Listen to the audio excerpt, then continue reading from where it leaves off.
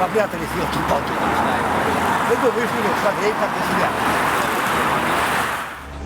И плевать она всех хотела, и врагов. Я офицер запаса военный. Отслужил в армии 16 лет. И 5 лет отслужил в милиции. Участковый опер бывший. Пенсионер МВД. Меня никто не звал сюда. У меня сын военный, подполковник. Одинокий самолет, который летит без бомбовой нагрузки, он же ведь тяжелый сам по себе. Это просто провокация, ну и какие ворота. Там же есть и специальные, у нас спутники сколько летает.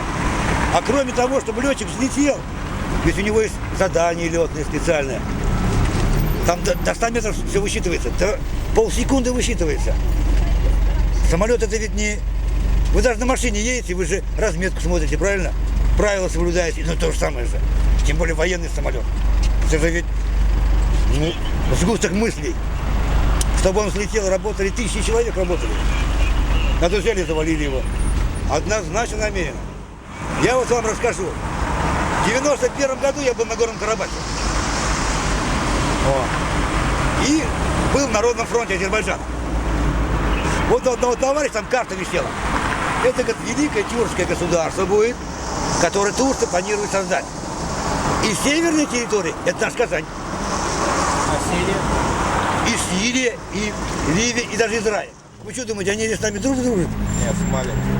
Да нет, конечно, вы что? И мне еще говорят, ты татарин, говорят, вот же вы же тоже тюрки. Я говорю, да, мы тюрки, говорю. Но нам Турция не нужна.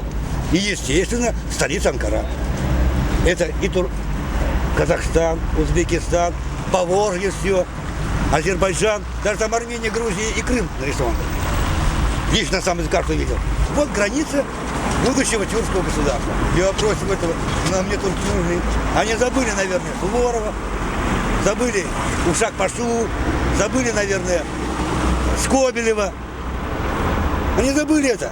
Мы делаем правильное дело, если по большому счету. Ведь Путин правильно сказал, они придут к нам. Ведь они были здесь. Но вспомните, в Кукмаре взорвали газопровод. Джальхат Ад-Нусра была здесь, вспомните. Вот я как военный, надо пару их самолетов сбить. Вот я как военный рассуждал. То есть, можно сказать, вы призываете к военным действиям? Нет, я не призываю к военным действиям. Я просто хочу сказать, что я много с летчиками общался в свое время.